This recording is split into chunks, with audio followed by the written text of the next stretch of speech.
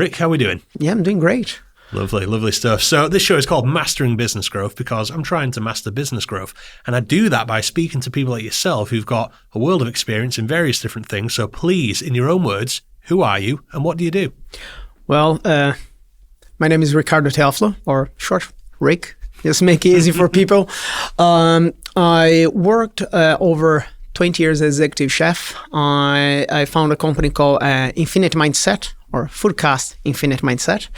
And nowadays I'm recruitment and basically mentoring people. I start my career as a chef, as I mentioned, and I move on. I went to work in many places. I worked for Gordon Ramsay, Ritz-Carlton. I used to run 16 restaurants in Dublin Airport, 5 restaurants in a hotel in Dublin. So a lot. I did everything A to Z.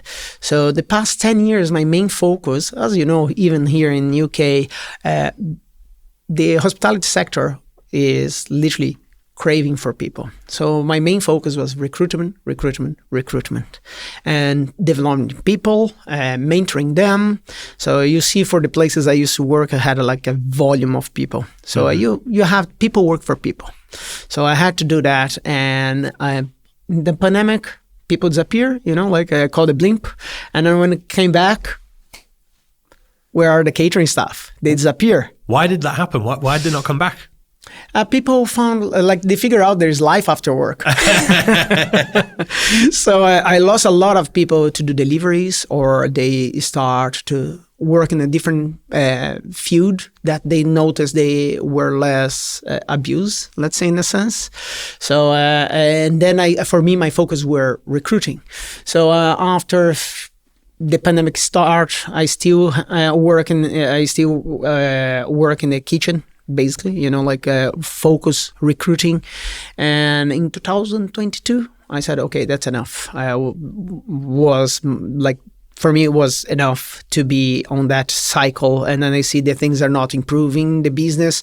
They are growing and they don't care the way they grow and the kind of person they need to pass over them, to get the things. Long story short, I was pulled to recruitment. Got offered a position to work in recruitment. In that same time, I started getting chefs used to work for me to ask how to make their CVs, how they can get a better job, where to get a job. I started getting people used to work for me opening business. So they started to ask me to go as a business advisor, consultancy, and they started to get very busy with that. So Foodcast initially was my escape to put my creative part, and then Infinite Mindset show up on top of that because people, the necessity of people for the business. So I had to separate them. That's fascinating. So obviously you got pulled into recruitment, but it was not something you thought about doing before? No. It was very holistic. I didn't have much of that choice, and not choice, but everyone has a choice. It's just was so natural. I finished my previous job and I said, I need some time off. I need to reset. And I got a phone call after 2 weeks out of work, and used to be my client. And they said, Rick, I heard you're not working anymore with X. I said, yeah. How do you feel to do recruitment? Because everyone in the business. And I said, all right, why not? Let's have a go. I said, look, I want to just take some time and I come back to you. So I got a 1.5 month break and start to work in recruitment. It was great. Why did you stay in recruitment? Did you find that you actually enjoyed it, or were you just good at it? I really enjoy it because one of the things I really like is helping people. Not just that. It's I start cooking for a simple reason, because I love the way people feel around food, around the table. And with the time learning, mentoring people, etc., I start to see people flourishing and helping them to achieve something they really want or going to the next level. And that's how I got in recruitment. And I really enjoy to help people to get the right job. And what happened to me that make me leave the hospitality industry, I don't want to happen to other people. Because majority of the time, people just apply for the job because they just put the CV there. and they don't know where they're getting into. I got you. Well, that brings me to kind of introducing this. We decided to split this into 2 separate episodes because it's all about finding the right job. So the first one we want to talk about is the hidden formula to landing your dream job, what recruiters don't tell you. So we're going to go over that. First thing was, can you share a brief overview of what you believe is the hidden formula to landing your dream job? That's a great question. To get the dream job, you need to start with getting the right CV, the right job. Like I have a theory I call the nightclub theory. So how it works. Imagine you're going to a nightclub to date someone. And then now you have one pickup line only. And then you make a queue of ladies there and you just go one by one. What do you think you're going to get? You're going to get the desperate one there. Like, oh, yeah, I want a date. Let's go. And that's not what actually you want. A good example I say is, I use my personal, my personal life. My wife, blonde, blue eyes, a little bit shorter, and she is quite quirky and funny and nice. And that's the kind of person I like. So imagine I'm looking for that girl in a nightclub as an example. I go one by one with the same pickup line. You think I'm going to land to that? No. I need to tailor my CV to specifically that job or what I actually want and then what attract me to work in that place. Therefore, in the moment you go to land to the dream job, you have to have your CV tailored to that job. It's obvious, isn't it? It's so obvious. I mean, whether it's a CV looking for a job or anything in life, you have to see what's required and see how you can restructure yourself and your positioning, let's say, to fit like a glove. Why would people not do that? Do you think it's laziness? People go, I can write one blanket CV and just send it out to everyone. We'll see what happens. Why do people not tailor them? Majority of the time, people apply for a job. You can see the time of the day they're applying, right? When you get in your mailbox. I have a lot of CVs come in the middle of the night or end of the night. They finish work. They're not happy with whatever happened today, and they're just shooting CVs everywhere. And you need to put effort. Everything in life, if you want to succeed, you need to put effort. It's not people not being they're being lazy, but they're not putting the effort for that job. They want, but they don't at the same time. If they really want a job, they need to be more sniper than machine gun. I got you. And do you think there's maybe a common belief that, because I've never heard about people tailoring a CV. I've never had to make a CV before. To my understanding, people just have one, and it's like they'll add to it every time they finish a job, and you don't really hear anyone talk about the fact that they need to customize them. You hear about cover letters where people will tailor those. Yeah. What's the deal with those? Okay, cover letter, I would just advise for senior roles.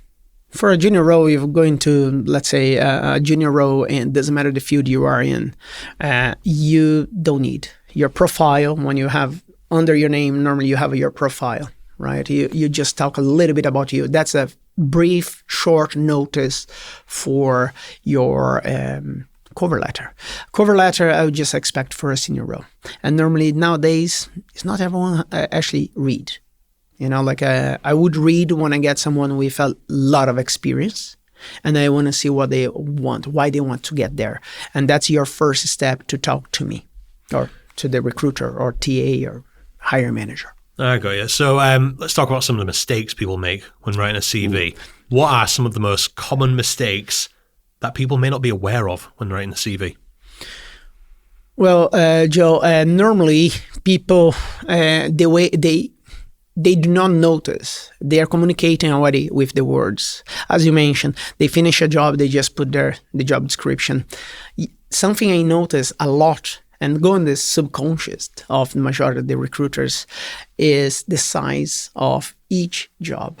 You talk a little bit in that one, then I know you put 2 lines, sometimes you don't write anything, and the other one you write literally a half page, and that's the non-written message that you passing to me, is the jobs you like and the jobs you like the least. So basically the jobs you enjoy the most, you're going to write a little bit more. Another thing they make a lot of mistakes is the dates. Normally, they instead of putting January 2000 to February 2023, like start and finish off that job, they just put 2000 and 2023. You know, why would that be a problem? For that such a long time, it wouldn't be a problem. However, there are people putting like 2018 and 2020. You look and say, oh, that person was there for 3 years. But in reality, when you start to talk, the person, you start December 2018 and finish in January 2020. So the person was there for 1 year, 2 months. Mm-hmm. I got you. So there's a lot of that. And especially nowadays, you're seeing a lot of job hopping. So people jumping from one job to another. And then you look and say, oh, that person was there for 1 year. And then you start to talk, actually, the person was there for 6 months. I got you. Do you know something I would maybe consider more of a business insight, a bit of knowledge, a bit of, let's say, psychology? When you are doing some outreach, looking for new clients, you have to lead with what's in it for people. You know, let's say, let's say I want to sell my services to someone. I can't go in talking about me. Yeah. Yet I imagine this is not common knowledge to a candidate looking for a job. So really, you would think it would be better if someone's applying for a job to really analyze the role and say, I know what you're looking for here. This is what I bring to the table, as opposed to just me. Mm-hmm. Is that something you would advise people to do when writing a CV? Yes, I have clients I do a prep interview when they're going for a job interview. And I give some examples for them, you know, like how to deal with that. In this particular case, you need sometimes talk about yourself because that's what happened. Mm-hmm. However, you need to be precise how you think. There is something called STAR method: situation, task, action, result. So I don't like much the result in the STAR method is just to think, one, if you think linear; two, to see if you actually can follow a structure. But our brain doesn't work like that. And then when it comes to result, if it's a joke, what's the result of a joke? You laugh. But when you come to our work scenario, it's like, okay. So I normally say, put collaboration in, do this or do that. Like I try to make sure the person can explain it more concise way and direct to the point. Focus on the task. The task is the question. Always the question. Normally, before that, the situation is the scenario. And that's the trap. And then people get focused in the trap. So people are focusing on like just their actions as opposed to getting a job done. Yes. And then people just talk about themselves. Like one of my prep interviews, I have like a question, right? And then I think it's quite funny, that one. I'll ask you. Mm-hmm. And then you answer as you feel fit. It's not a trap, okay? Yeah, and then you understand how our brain works and how people actually start to talk too much, all right? But like, it's not a trap. Just answer as you feel fit. Imagine you're in a room. This room is on fire. There is 2 exits, through the window or the door. However, there's an obstacle between you and the door. What do you do? Immediately, what would I do? I would assess the nature of the object. Can it be moved easily? If so, I would walk towards the door. Well, I don't know. Would I have prior knowledge of what floor we're on? Yeah, it's just like, what would you do? Don't worry. Just answer as you feel. What would I do? I guess I'd run for the door because I would I have no knowledge of this room we're in. I can only assume it's several feet high up and my alternative is certain death. Possibly. It's too much of a risk. I would have to assume the door leads to an exit. Yes. But I would have questions. Obviously, I'd like to assume I know roughly the nature of what kind of room I'm in. But in this instance, I don't. So basically, I designed this question for a simple reason. You saw the movie Matrix, right? Funnily enough, I watched that for the very first time, not even a week ago. Really? Really. Oh my God. Yes. Very first time in my life. And it's amazing because it ties up with so many little theories that I've had. And, people talk about simulation theory and all that these days. I've heard all sorts about it. And I'm like, wow, that really could be. And finally watched The Matrix. I'm like, oh my God, it's that. Like, if you imagine, like that part, they are in the white room. Mm-hmm. There's white everywhere. That's our brain at all times. And then the moment somebody creates a scenario, is like literally, you got in a room, trapped in a room. Our brain is designed to fill the gaps where there's not much information. What that means, I give you an example. The moment I told you about the room on fire, you probably imagine this room. Actually, no. Not really? No, All right. I didn't. I don't know the room that is, but I imagine the window was to the left. There was a door over there and a table on its side in the way. That's what I imagined. I don't know why. Amazing. 90% of the time, 99% of the time, people imagine the room they're in right now when I talk to them. And it's quite fascinating because 95% of the people, it's funny, you see in their eyes. They say, I go through the window, and then you literally can see in their eyes, like the moment they put their hand in the windowsill, and they look and say, which floor am I? It's so funny. But it's very analytical the way you did. However, the idea behind is not to analyze, is to see our brain will fill up the gaps where there's no much information. I give you information, but 99.9% of the people imagine the walls, the ceiling, everything on fire. Do you know, I heard something very similar for the first time the other day. I've been studying some like Buddhist concepts, funnily enough, and they were talking about it was anxiety, dealing with anxiety specifically. And it says your brain does that; it will automatically fill in gaps. And because we are so danger aware, trying to, it's just I guess a survival mechanism. Yeah. We're always looking for, and that's why we'll create problems in our head, being like, right, what needs sorting next? Yes, we are problem solvers. Mm-hmm. So in the moment any question, somebody asks anything, you see I create a scenario, and the question was just, what do you do? And I tell you, the answer is easy. I leave the room. Yeah, leave the room. Yes. Happened once to me when I was training a candidate, a client, and then I said, what do you do? And I would leave the room straight. And then I said, shoot, how am I going to explain how your brain fills the gaps? I said, one word, elaborate. 10 minutes later, I had to stop him to talk. Like he talk. And I said, that's the trap. You got, like, he didn't know what to do. And normally as a recruiter, a TA, or doesn't matter who is interviewing you, our job is listen to you. So what are you going to do? And then you're just going to talk. And more you talk, more information you give to me. Do you think, as someone interviewing, you would, because I imagine, I've never been in these situations really. I had a couple of little jobs straight out of school, but for the most part, I've run this place. And I imagine people looking for a job are more just trying to give the correct answers as opposed to having a conversation. Mm-hmm. Do you think that's the right thing to do or the wrong thing to do? Wrong. Like you need, it's a mix of both, to be honest. I think you need to be aware. You're going there to present yourself for the first time. It's not your buddy. It's not your friend. Sometimes in 30 seconds call, I can get as much information as I want just doing calibrate questions. And I love calibrate questions. My first call, normally the screening call, people do not expect to be an interview. Expect me saying, oh, when you're available for interview, when we can chat, they expect that. So I make sure the person gets very comfortable in the call. After 30 seconds, I start to ask some questions between start to make a sandwich. Mm-hmm. And then the person start to bite and eat and just telling me everything. And sometimes I say, well, what's your motivation to apply for this job, Joe?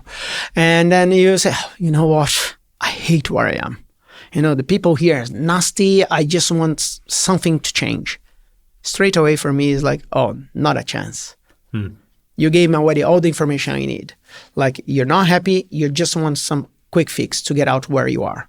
So it's not suitable for me. I got you. So you would take that as an immediate red flag if someone says, I'm really just looking to escape where I am. Yes. And they didn't specifically look for or mention the positives they are hoping will come with that role. Yes, because the person just want a quick fix. They want to just leave where they are. They are desperate. So they'll get anything. If I'm desperate also, I say, okay, come here. But I know in 6 months' time, you're out of the door. Mm-hmm. Because you're not the right fit for me, and we are not the right fit for you. So it need to be a match. So as I said before, you need to know exactly where you apply. Don't apply just because. Apply where you want to actually go. And sometimes you don't have the knowledge, so you can build that. You know, I had a guy came to work for me about, 15 years ago, 16 years ago. No, 15 or 10. Doesn't matter. I'm getting old. So he came to work for me, and the first thing I do when I get someone to work in the kitchen, pot washing dishes. and every single person get there, I go to them and said, do you want to do that the rest of your life? Of course, everyone say no. I got just twice people saying, no, I love this. And they still working there in the same place. So anyway, majority of the people say no. I said, okay, I have like my career plan. I use place every place I go and do mentoring, or I do my consultancies, or the places I work is a career path. When you do this, people see they have progression. It's not just like, sorry my language, piss in the wind. You're actually doing, showing the path. And I had a guy, he came to me and I said, look, I have that here. We can do X, Y, Z. He wasn't my best kitchen porter, but he was passionate and he knew what he wanted to do. And then I came to him and said, what do you want to do? He said, I want to be like that guy. And I said, the manager? He said, yes. He said yes. And I said, okay, let's create a path. But the next step for you is working there in cleaning the dishes, polishing the cutlery, doing the things, cleaning the tables. That's the next step. Normally, those days are the quiet days. If you do X, Y, Z here fast, I don't mind if you go there to learn. That's your next path. And then I will do whatever I can for you to go to that next step. And I explain every single step until he become a general manager. And after 2 months, he was so good. He was doing 2 jobs, one person doing 2 jobs. And I said, okay, now I'm going to put someone to wash dishes. It's your responsibility to look after that guy. If he do not fit for this job, you're coming back. So I put accountability. Long story short, after 5-6 years, he was the building manager of Amazon, looking after all the catering. That's amazing. Yes. Do you know, going back to something you said just a minute ago, this guy was very passionate. Yes. Do you think, or probably a better way to ask it is, how do you think interviewers respond to passion over someone who ticks the boxes and says the right thing in an interview? You have that feeling. You're going to get that. And like sometimes I have a lot of people who's introvert, and how you present yourself. It's about the way you present yourself. If you get someone passionate and do not answer the right questions, nothing's wrong with that. Some things can be taught. Yes, everything can be taught. So if you get someone who's really passionate at what they do, they will get the job. And there are tricks to go through. And how to make sure people get is the part we spoke earlier. It was about the 100% attention, right? Every single time, like here we have 100%. 70% is body language, 20% is what we say, and 10% is bias. In a moment you know how to present, and you know how to break that bias. Doesn't matter what you say, it's just 20%. If you say half right, you already score 90%. And then you get someone do not present themselves well, and they just do not have a good body language, but they answer everything right. Do you think that 20% will help? No. It's almost like it's rehearsed, but you can read in the body language that they're not interested, not invested in the job. Yes. So I'm curious, can you perhaps oversell yourself in a CV, or maybe even rock up to a job interview and be overqualified? And do you think that puts off interviewers? People will ask. There's a first question. If I got an amazing CV here in front of you for one of your staff, and then you look and say, Jesus, that guy is overqualified for this job. The first question is, why that person with such a good qualification want to give like 3 steps back to come here? That's the first question. Do you think there can be legitimate reasons for wanting to do that? Oh, always. Always. Such as? Career change. Myself. When I went to do what I do nowadays, people would look at me and say, you're overqualified for that. Why you want to do this? But you know yourself, you'd like to go to the bottom and learn the basics, learn the fundamentals, and there's nothing wrong with that. No, and depending on who is across the table or the screen, whatever it is, how you're giving your CV, is the way you present yourself. So it's the way you read the CV. Like a good example, let's say my budget is to pay 30,000 pounds or euros per year for X role, and I get a superstar applying for that role. In my head will come two things. He applied by mistake, or what's wrong? I would call and say, you applied for this job, I'm just paying 30,000. You saw that in the ad. I always put the financial in the ad. I always hate when they put negotiable or anything of the kind. They are hiding. And that's the message you're getting from them. Yeah. I'm shady and I'm not trust you. I just want to fish you. I want to see how little I can get you for. Yes, correct. I hate that. So you need to be transparent. So I always put the value. If it's OTE or base, doesn't matter, I put there. And normally I ask, like I got one gentleman to work for me. He was a superstar. I said, he's a head chef and he's applying for a prep chef. And I said, okay, but I always need a head chef. So I called the guy. Start to chat. He said, no, I don't want a head chef. I want to do prep because it's easy. I go in, go out, do my job, and go home. I already pay. My mortgage is paid. My kids are out of for their life. They are not here anymore, and I don't need to work, but I want to work. I like this, but I want something easy. I don't want responsibility. That's great. Nothing wrong with that. It was amazing. You do assume that everyone's just looking for the most experienced role they can get, and like people who are, let's say, capable of being a 100K a year business development manager. Maybe not everyone wants that. Yes, you're totally right. You're totally right. There are people, they just want something simple. It's very rare. I'll tell you, it's very rare. So 90% of the time when you call and the person is just actually want attention. They want attention because they are applying for other roles that suit them, but they are not having answers. And then goes back to the CV. How you present yourself for each role. You know, if I get a SaaS or a MarTech position, I want to know your KPIs. I want to know your sales cycle. I want to know how each part of your job works. And then you go there and it's just a brief job description. And I look at that, And I get a CV from a guy with half of your actually experience actually putting that information. Who you think are going to call? Simple. It's the way you present yourself. Yeah, of course. So looking for a job, how important do you think LinkedIn is in searching for a job these days? Wow. LinkedIn is gold. Is gold. We'll touch on some strategies as well. So tell us about LinkedIn first. Yes. So first is the way you present. It's like the social media for professionals. I know there are people, they do not agree much in that sense, but for me, I think it's gold. You don't need to apply for any job ever again if you have a proper profile set up. Why? Majority of the big companies that recruit, they will have something called LinkedIn Recruiter. They have that license, so they have they are vetted by LinkedIn to be able to see your details. I put my phone number, I put my email there. They can see. Public? No. But they can see because it's behind the scenes. And at least once a month, I have somebody calling me. At least once a month. Calling me, asking if I'm available to work in A, B, C, or doing something. No one ever calls me. It's the way you set up your profile. Must be, yeah. Yes. Like you have like a few things you can put there in your profile to set up in the proper way. Like in my profile, I need to update because they change a little bit the tools in the back of the scenes.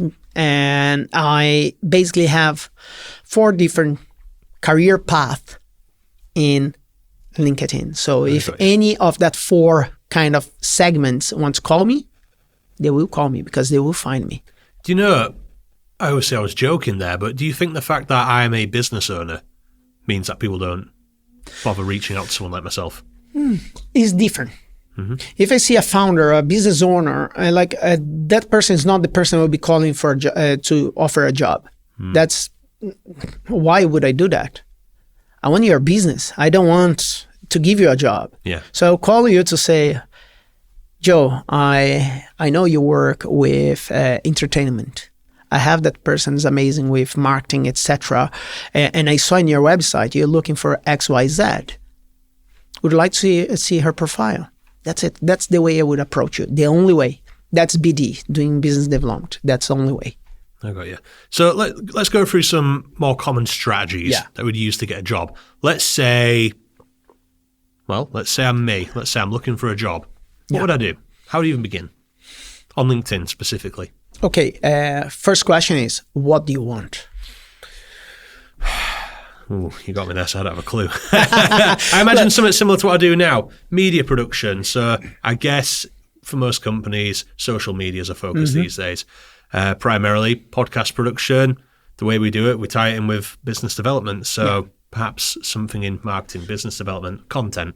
Yes. The first thing you need to do if you're going to LinkedIn, like if you're looking for actually a job, work for somebody, you need to know who are the players and who actually hire people with your skills. No point to knock the door of McDonald's and say, look, I know you do social media and etc. Here's my CV. They will look and say, we have a team there, and like go to the normal channels. It's like you're going to waste your time. So you identify the places you want to go. It's more or less what I said about the nightclub theory. You have to know what pond you want to go fishing in, don't you? Yes. And who will value your set of skills. Sometimes always worries me when I see someone work like 20 years, 15 years, 10 years, doesn't matter, like as with their own company, and they want to move for the, let's say, private sector, to be hired by someone. And I always worry because people like that, they are entrepreneurs by nature. When you put them with literally inside fences and say, look, that's how you need to play now, is very difficult. I prefer to get those people and develop them to go to the next stage than actually putting them in a job, because that will make them miserable. The first thing I would normally when I get my clients, I do that. But like, let's say I'm working a recruitment agency. If somebody shows up, I would say, okay, I need to work around. But when I have my clients, I normally work around them, not around the business that come around us to ask what to do. I got you. So more strategies. What would we do? How would you actually approach these people? The candidates or clients? If you were looking to get hired, so okay. So the best way I would go is strategy-wise. Doesn't matter the position you are. Find the places you want to go. As you said, the pond you need to fish. Going to fish. After that, you need to describe exactly what they say. You need to talk the same lingo. So if I want to be a farmer, I'm not going with like a lawyer vocabulary. I'm going to talk like a farmer. It's like walk like a duck, quack like a duck. It is a duck. So it's the same. So we work in the same way. You go in the places that people speak the same language as you. And then after that, you start to behave in the same way. You start to do connection with them. You start, like the part I love in LinkedIn, you start to connect with all those people. And then you start to see who is active. There's some people you start to see start to show up their posts. That means when they start to actually looking for something. Always like that. So you see those signs. Me as a recruiter, I see people start to move. I say, okay, that person is ready to move. I go there and chat. Hi, Joey. How are you doing? I see you're active in LinkedIn now. I like, what are you looking? What's next for you? Got you. So it's the same for the job. If you see all the time coming the same job, do not apply, because they're throwing anyone there and nobody's sticking. But if you see time to time shows up after a cycle of a year and a half or whatever, you go after there. Sometimes you connect with people internally. That's the best part I like, internally. So you go and start to talk, let's say, I want a job here, but I don't know anyone here. So let's say I contact Sam. Hi, Sam, how are you doing? I see you all the time here. Just would like to connect. And after a week or two, how are you getting on? I see a post or something and just chat, comment in the comments. It's a slow process, but it's like almost like having a relationship. And after that, I know the hiring manager is you. So I go and say, hello. How are you doing, Joe? I just saw there's a position open. I know Sam. We are connected here in LinkedIn. What are you gonna do? He knows him. So it's like let's get that together, and then it's easier for you to get me to call me and come after me. I got you. We had someone on the show recently who said it's interesting. So you can post a job role, and you get like no interaction on it, but it's because people don't want their current bosses to know that they're looking for something else. Yes. So do you find there's many things like that happening? Happens. Depend the area you are. Sometimes the word is tiny. In the end of the day, you get people very fast, like they know each other. So sometimes you need to you can't broadcast. Like the quiet quitting. Like you can't put there in LinkedIn, open for new opportunities, and you're working somewhere else. Mm-hmm. That is something I don't know how could do that in a better way. As a advice for LinkedIn, but. It's challenge for people to apply in that way. It's just leave the doors open in that way, as I just mentioned. If you're going through LinkedIn, if you start to talk to people, you just say, look, chat with me. What do you have? There's something called email that's totally private in LinkedIn. And then I have like many people I just chat through there. And then they just come time to time and say, how you doing, Rick? And what do you have? There's anything new? They're just shopping, window shopping. Window shopping. You mentioned quiet quitting there. I've only heard that one time ever before. It was Simon Sinek talking about it. I can't remember the context he was talking about, but it's where people start to give the minimum effort just to get a job done because they're sick of the corporate hustle and bustle and ladder climbing. Can you tell me more about quiet quitting? Well, it's happening a lot. A lot. People are more and more literally just dragging their heels in a way of they're sick of the being pushed to do the things, and they are just doing the bare minimum just pass by. Is this because employers are expecting too much, or is it because employees are getting more entitled? It's a mix of both. Companies they want productivity. Like, doesn't matter, like there's a limit of growth. Nothing will be forever. Like you're going to reach the top of your mountain in some stage, the business. And then the only way is to grow to other markets to actually get more customers. That's the only way. That's the way it is. And then when somebody wins, somebody's losing. And then there are places they just expect you to do. Good example, when I used to work as a chef, I used to work 6-7 days a week, 12 to 14 hours minimum a day. But my contract was 5 days a week, 8 hours a day. Did you get paid overtime? No. Oof. Was it worth it? It was 6 figures, so I wouldn't complain. But destroy my health.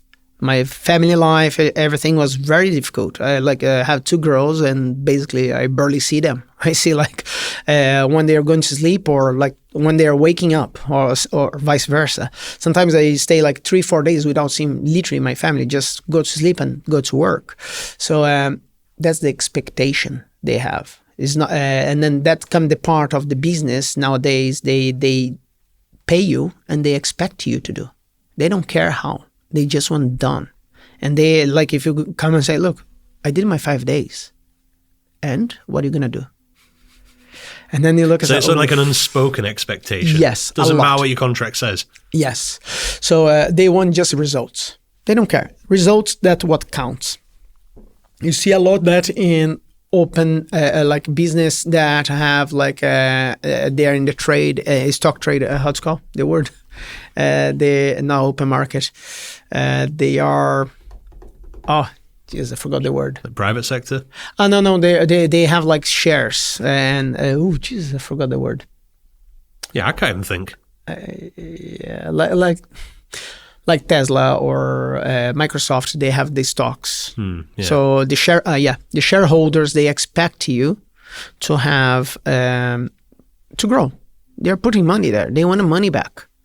If you do not produce, what they will do, they will take the money out. So more you have directors in companies in that way, more the expectation for you to produce more. But there's a limit. And then that's what the quiet quitting happening now. There's a lot of people hitting the ceiling and they are like, Jesus, I don't know what to do anymore. I just finished to run a marathon and you wanted me to go to another 10K? Come on, man, give me a break. And that's what they notice, seeing people around doing 2-3K, and they just, okay, let's go. But people going undetected. Yes. And certain jobs are okay with that almost. They have a minimum expectation. Yes. But as I mentioned before, reputation gets in. The market is tiny. People will know who you are. How many times I get people on paper, they were amazing. And then I call 1 or 2 phone calls and people say, Ricardo, do not touch that person. He's toxic or she's toxic. Do not touch. And then I go and say, okay, there's no problem. I will not touch. And then 99% of the time, like if you just, okay, I don't care. I'm desperate. I'll get that person. 2 weeks later, you look and say, oh, Jesus, Joe told me, do not touch. Nah, happens, doesn't it? You got to take these risks sometimes, and people don't always get a fair reputation. So you never know, it could be the person line as opposed to the candidate. Yeah. Anyways, you say you consult and advise people. Can you give me some examples of times where your advice has really paid off in helping someone land the role? Wow. Let's go longer my arm, I think. I have a recent client. He used to work for a company in a very senior position. He just had like 2 jobs in his entire life. 25 years experience. And the guy was in the top of his game. The company, after Brexit, pulled out of Ireland, moved their offices to continental Europe, and then he saw himself out of a job. And he looked around and said, now people saying is a recession in tech. I say it's not a recession, it's a hangover. And then hangover because during 2020, pandemic time, they hire left, right, center. And now they had that excess, they still growing. Because that I would say is not recession. Recession is when you're going down. But like they look and say, okay, we had way too many people. Let's let it go. Let's see what happened. The hybrid, the remote kind of work. Like we need to find a balance. That's what's happening right now. And he looked and said, I will not get the job I used to have, and this salary will not be the same. I don't know what to do. And I said, how desperate are you with money? No, he said, look, I'm fine I can stay home for a year. There's no issue whatsoever. I said, okay, that's perfect. You're not desperate. Now let's play the game. Exactly what I said about LinkedIn. I said, start to be a little bit more vocal. Show up there. And he said, yeah, I'm a little bit ashamed to put there looking for work. Because the peers. There's negative connotations. Yeah. I said, look, you need to be vocal because sometimes, it's not, you're not defeat. It's not your fault. So chin up and take the punch if you feel that's a little bit demeaning for you. But like in the end of the day, your network will help you. That's what happened to me. Like I didn't wrote in LinkedIn. I left because I wanted to have a break. But the community, the people knew, oh, Ricardo left that job. And then somehow got in a ear of somebody and said, okay, come here. So I was exactly with this client. I said, look, let's set up your LinkedIn. Let's redo your CV. And I was coached every single week. We sit down. I said, who you apply for? A, B, C. And he answered, no, okay, let's move on for the next. Sending just an email saying, thank you very much. I applied for this job. Da, da, da, da, da. He was settling down for 50% cut off from his original pay because he knew the market wouldn't pay. It's the client market now, it's not the candidate market. And that moment I said, do not settle for less. You're worth that much. Hold on. You're not in a panic. 3 months pass and just Ricardo, nobody's answering. I don't know what to do. I said, hold on. There's a lot of startups. There's those companies. They will pay for your skills. Okay. 5 months in, he got a phone call for a startup just land in Europe. They set up their base in Ireland and they called him and he went there. He went for the first setting interview, second, third, and then the CEO came from America to meet him. He got the job with a 20% increase pay. That's what he was in. And fully remote, something he was dreaming. And then like now he's really happy. Is the job match exactly his profile? And that's what he was looking for, something exciting that he could grow. And like just had a coffee like last week with him and just touch base. And like he was delighted. That's amazing. Yeah, that's great. That's such a nice story. Well, final thing we'll ask on this about getting the perfect job. What is one piece of advice you would give to someone who feels like they're not getting noticed by recruiters or even end clients? Read the job description and add the keywords that normally we repeat 2 or 3 times throughout the description and add in your CV somehow. That will catch already the eye of the person, because you need to remember something we said in the beginning, like we are extremely self-aware about ourselves. It's exactly the same when you write about a job description. I'm aware what I wrote. So I am aware what I'm looking for. A quick example on that is like, what's the word any person in the world loves the most? Their name. Absolutely. So if I keep telling your name and repeating, you're going to feel good. I noticed that when I'm speaking to a client, perhaps a lead of ours, anyone, I clock when they say my name every time. People know they're doing it. It's a very intentional thing. Yes. Isn't it, Rick? Yes. Very good, Joe. It works very well. Like, I'm terrible with names. Like, I call my wife darling because I forgot her name and too afraid to ask. Forgot it so many years ago. So, like, I'm terrible with that. I have something called Rockefeller notes. I always, when I meet someone, I put their name and what's our last interaction, especially with clients. In the case you're applying for jobs or anything, I would say write it down every single place you go. Why? Let's say I start to chat with you because I want a job here. I start to go and say, okay, the last time I spoke with Joe, he told me about whatever he wants to buy, whatever, a MacBook. So I might start call next time. Joe, how are you doing? Did you enjoy the MacBook? How it is? Yeah. How you feel now? So those notes always help when you're applying for jobs, etc. So if you make sure it's all about the environment you lay around you. If you do that properly, you want to get the right job, start with the words is in the job description in your CV. Love it. Well, I'll tell you what, we'll call that part 1 and we'll leave it there. Thank you so much, Rick. Thanks for having me.